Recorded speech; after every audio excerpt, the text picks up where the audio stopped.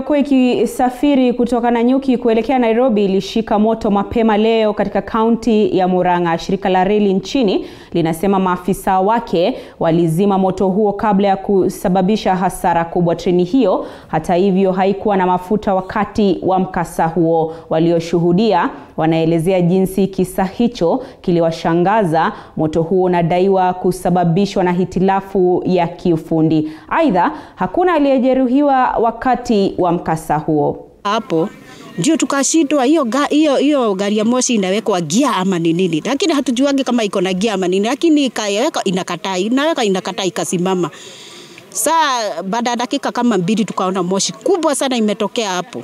Tukaelezana tuteremke tuone ni nini, lakini tulikuwa na uoga sababu ilikuwa na nini na hiyo na hii matanke ya mafuta. Tukasema tuende tu. Tukifika hapo tukaona moto kubwa ilikuwa inatokea karibu na padereva hivi. Pigiwa simu at around 9:30 tukaambiwa kuna lori inachomeka hapa chini. Tukakuja on time. Tukapata engine ndio ilikuwa inatoa moshi. Tumepambana nayo na sasa hii yote iko sawa. Hakuna majeraha, sisi sote tuko sawa.